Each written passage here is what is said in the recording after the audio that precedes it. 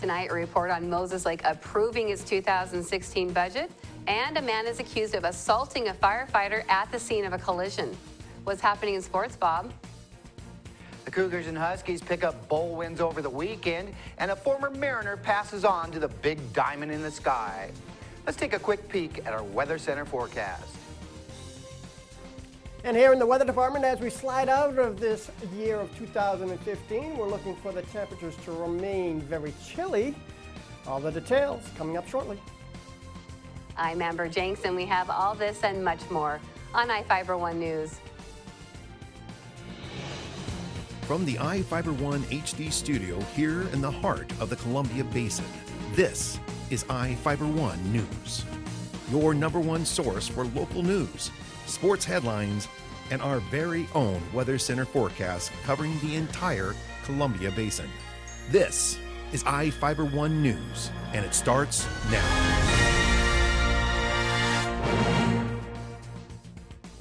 Moses Lake went from looking at $5 million in budget cuts to having $12 million left to spend. The City Council approved the 2016 budget during its final meeting of the year. The $46 million budget includes all of the required pay raises and other increases required by contracts. All other expenses were cut to balance the budget. City Manager John Williams said the budget the city passed was based on the 2015 budget. The city manager plans to present different options for how the council can spend the money during future council meetings. A Christmas morning fire damaged a home near Soap Lake. The family was not hurt, and the cause of the fire is under investigation. Reporter Kevin Probert has the story. No one was injured in a Christmas morning fire on Road 18.5 Northeast near Soap Lake. Grand County Fire Districts 7 and 13 responded to the fire at roughly 9:30 a.m. Friday. The fire started in the garage next to the home. Grand County Fire District 7 Chief Kirk Shepard said a man, woman, and child escaped the home. The blaze damaged the garage and the house. For iFIBER 1 News, this is Cameron Probert reporting. The Soap Lake City Council is reviewing its rules and procedures for how it disciplines its members. The review follows a censure of Council member Robert Brown on October 16th for his role in asking residents to support Mayor Raymond Gravel's opponent during his re-election campaign. The council repealed the censure on November 4th. The American Civil Liberties Union of Washington defended Brown, saying the city's rules of discipline of elected officials was blatantly unconstitutional, as it restricts their freedom of speech. Gravel outlined 4 options for the council to consider. They could either keep the rules of procedure as they currently stand, amend them to be in line with constitutional precedent, return to Robert's Rules of Order, or to operate under no rules of procedure at all. City Deputy Clerk Anita Richardson told the council she had been researching other cities and municipalities and recommended the council review her findings before deciding. A Kennewick boy was injured in a crash Sunday morning on State Route 243, about 8 miles south of Mattawa. Joy Luna, a 39-year-old Kennewick woman, was driving a 2000 Chevrolet Tracker north on SR 243 when she reportedly lost control of her SUV. According to the Washington State Patrol, the Chevrolet went off the road to the left and rolled sideways, coming to rest on its wheels in a field. Luna and 2 of her passengers, a 16-year-old Kennewick boy and a 13-year-old Kennewick boy, were not hurt. A 1-year-old boy in the car was injured and taken to Catholic Medical Center in Richland. The State Patrol issued Luna a ticket for driving too fast for road conditions. Now we take a look at people being sought by law enforcement. This is Sheriff Tom Jones with the Grand County Sheriff's Office. Each of the people you see here have a warrant for their arrest. If you see any of these people, we ask you do not attempt to detain or apprehend them, but call us at 509-762-1160 or send us an email at crimetips@co.grant.wa.us. If the person is presenting a danger, call 911. With your help, we can bring these people to justice and make our community safer. We'll be back after this.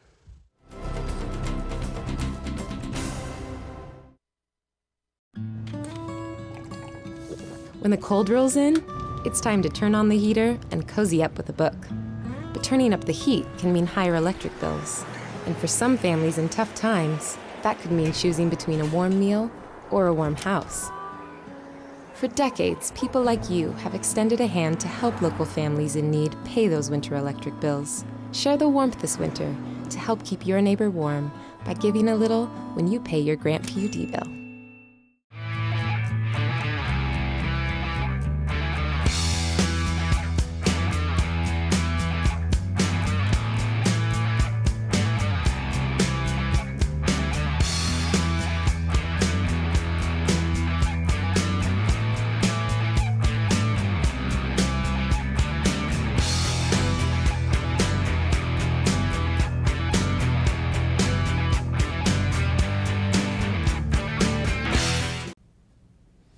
Hi everybody, meteorologist Don Morelli with you here on iFIBER Channel 1 News Weather, and hopefully you enjoyed your Monday. It's been another very chilly day out there, and still a little bit of foggy conditions that are developing. As we slide out of 2015 into 2016, no major changes are expected. We're looking for the cold to continue, and we are looking for a more stable atmosphere. And what that means, everything is going to become more stagnant. Those of you with any sort of respiratory problems, you might start feeling a little achy because of bad air quality will probably be going up. And we'll continue with some mainly overnight and morning foggy conditions with temperatures below freezing. That does mean some ice fog. Now, we did have a little snow shower activity last night and early this morning, about a 0.05 of an inch, amounting to 1 to 2 inches in some areas. Nothing terribly significant. 29 and 26 extremes here in Ephrata. And Moses Lake, a similar story, 0.05 of an inch of snow showers, 28 and 26. Not much range with the temperatures. And we are looking for a little bit cooler temperatures as we slide overnight tonight as the drier air tries to come in on these northerly breezes. But still, with the dew point and temperatures relatively close, we are looking for the possibility of still some ice fog. Now, nationally, boy, has it been a stormy couple of days, hasn't it, with this big storm moving through the eastern United States now as it moved out of Texas, of course. Very heavy, severe thunderstorms, and earlier today, some severe thunderstorms in southern areas of Alabama, Georgia, into Florida. Moving into New England with some snow, changing to some rain in southern New England. The rest of the country pretty quiet, tranquil for the most part, and you see in our area a little system moving just to our southwest. We'll be well north of that, but we'll still see some moisture trying to come into southern sections of the state, but most of it, as you can see, moving well to our south for our neighbors in Oregon.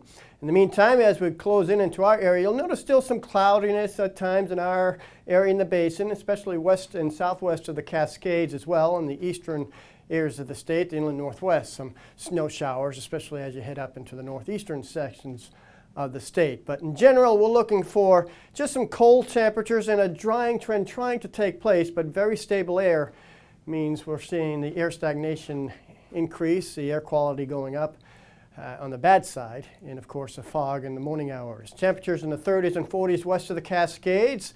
Variable cloud cover in our vicinity, at times cloudy, but we'll try to hope for some sunshine after some morning fog and temperatures into the upper 20s.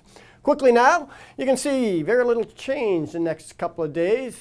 Happy New Year, everybody, as we slide into the new year. Not much change, periods of ice fog in the morning, and still pretty chilly temperatures, so bundle on up, folks.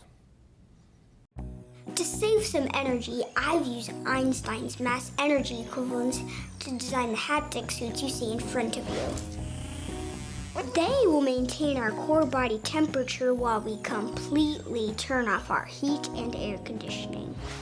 With the money we save on our Grant PUD bill, I'll be expecting that trip to Disneyland this year. You don't need to be a super genius to save energy and money. Visit grantpud.org to learn how. The new flamethrower cheeseburger now with a $5 lunch. I'm going flamethrower today. Remember what happened last time? I'm going flamethrower today. Gary, do you remember what happened last time? I'm going flamethrower today. Remember what happened last time? Comes with a Sunday now. I can handle it. You know your body, Gary. Go flamethrower. Now the DQ $5 lunch comes with the new jalapeno bacon flamethrower cheeseburger, plus fries, drink, and a sundae. This is fan food, not fast food. Luke Falk threw for 2 touchdown passes to lead Washington State to a 2014 victory over Miami in the snowy Sun Bowl. With the snow, I mean, this is bordering on blizzard. Now, Miami gets the ball to start the second half. Falk, time to throw once more. Got it in the end zone. Touchdown. Game marks from Luke Falk. Yeah, we talked about Luke Falk's earlier reverse. So you see what James Coley is pulling out the stops. Walton straight ahead, touchdown. The points right there. They've had a Miami looking for their first bowl win since 2006, so they pull out the trick, and it does not work out. Picked off the pass from Yerby. Luani has it, and Shalom Luani gets a block on the outside, rolling across the 50. So the trick play toss from Yerby ends up in an interception. There are flags down. Bath. Oh, does he look happy about that? Oh. Yikes. Get a hot shower, Coach Leach. Falk completed 29 of 53 passes for 295 yards and was named MVP of the game. It was the Cougars' first postseason win since the 2003 Holiday Bowl. Well, Miles Gaskin rushed for 181 yards and 4 touchdowns as the Huskies took care of business in the Heart of Dallas Bowl. Fake to Cooper, and they give it to Mickens on the sweep. And they get him involved on the ground. Mickens, straight on Mickens for a touchdown. Here in Dallas. Great one, though, for you right now. 1st and 10 for Washington, and it's Gaskin. Miles Gaskin breaking free. Look at the daylight he has down the sideline. Miles Gaskin. Can he go all the way? He will. Touchdown. You see the red zone, 2 touchdowns in the 4 possessions. Gaskin looking to add to it, and he will. He's in for the touchdown. His 4th of the ball game. A career best. The 2015 Zaxby's Heart of Dallas Bowl winners here today. The UW ends the season on a positive note with a 7-6 record. The future looks bright for the Dogs with a ton of key starters returning next season. Former Mariner great Dave Henderson has passed away at the age of 57. The 14-year Major League veteran played for 5 teams during his career. Henderson played center fielder for the Mariners from 1981 to 1986. Hendu played clutch postseason baseball for both the A's and Red Sox, posting a .298 batting average with a .946 OPS in 36 postseason games. Henderson had a stint in broadcasting after his playing career while calling Bellevue his home. Hendu will always be remembered for his infectious smile and pure love of the game of baseball. We'll be back after this commercial break. You don't have to drive to Seattle for exceptional cancer care.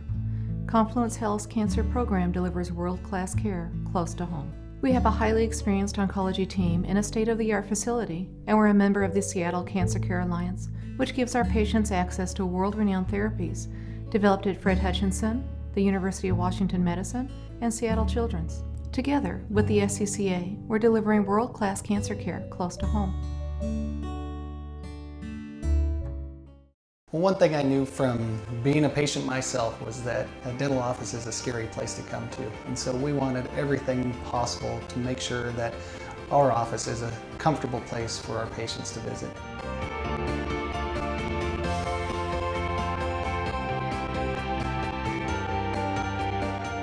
The patients that I have, my clients, have made me a part of this community, and we want to give back in every way possible.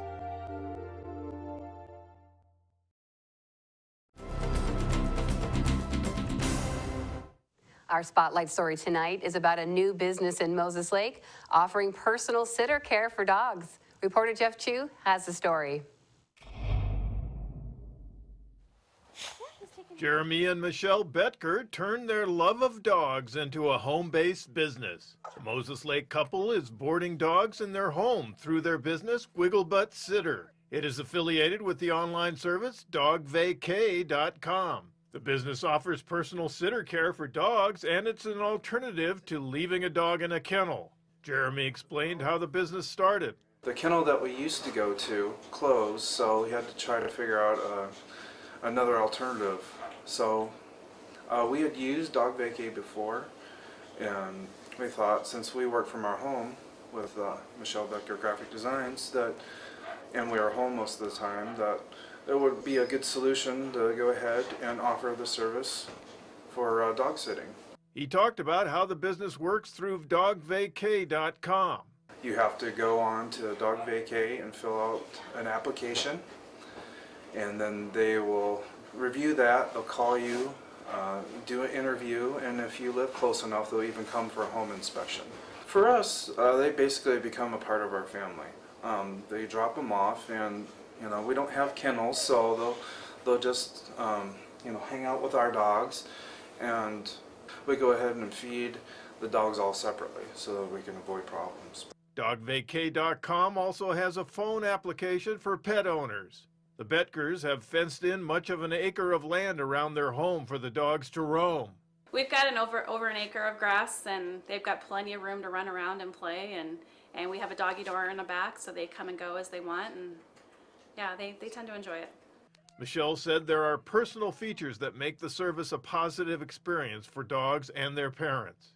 Well, we always ask the people that their parents bring their food, their leashes, and anything, their beds, anything that they would need, and we provide everything else. Another neat feature is that we take pictures of them, so we'll send the parents pictures while they're away, and they really enjoy that. I know we've used the service before too, and it's always nice to see their dogs are well taken care of and they're having fun. The Betkers welcome meet and greet visits by prospective clients. So they'll fill out their information. If they want, they can come and do what they call a meet and greet. They'll bring their dogs over. Basically, we'll have them turn them loose in the yard. They'll run around the yard, and weirdly enough, once they go to the bathroom, we know that they're comfortable. So then we'll bring our dog out, and then they'll do all the sniffing and all that good stuff, and then it's usually fine. The Betkers also have a home-based graphic design business, so they are able to stay home with the dogs. I think everybody should have dogs at home and at work. It's nice. It's enjoyable. I mean, they give love back, and we love them, and we enjoy it. I'm Jeff Chu for iFIBER 1 News. You're supposed to look like you're a nice girl. We'll be right back after this.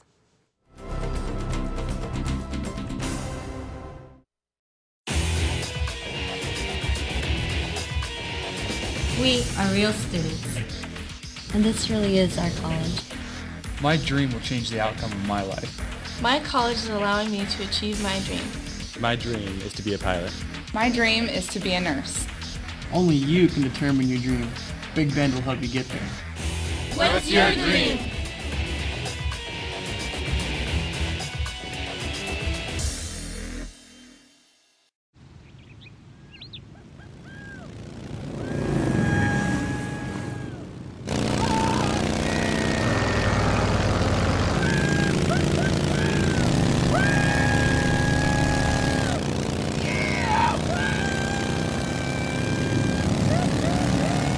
Experience speed like never before when you connect to Grant PUD's high-speed network.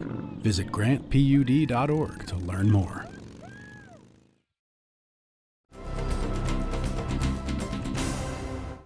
Welcome back. A Soap Lake police officer received recognition by the Washington State Traffic Safety Commission. Officer Ryan Cox was given 3 awards for his role in the Commission's Central Basin Traffic Safety Task Force.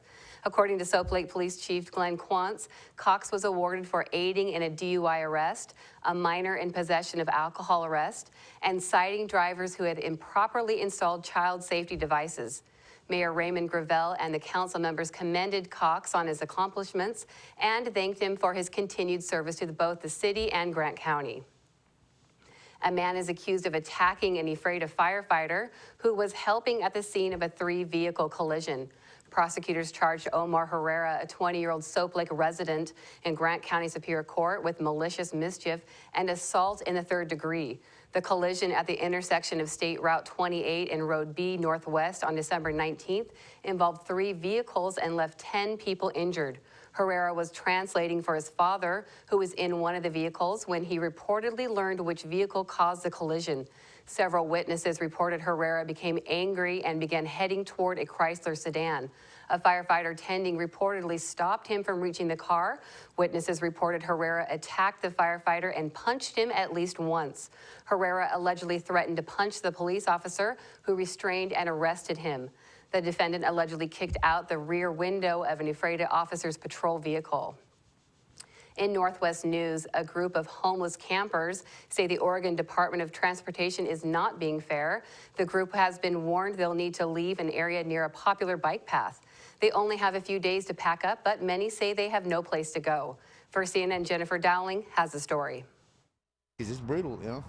It's cold, it's wet. As night falls in this community of 10 to 20, people gather in the large gray tent. We're all huddled around one tent, you know, try to stay warm. A handwritten sign on the bike path asks for a heater. Brian Giese says the camp's unit was stolen again. It's like fifth time. It's like, are you kidding me? A different sign posted on a tree above says that ODOT is coming any day now. If I'm not here, they just take all my stuff and throw it in the garbage.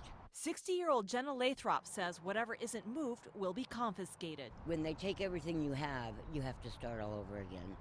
I'm tired of starting all over again.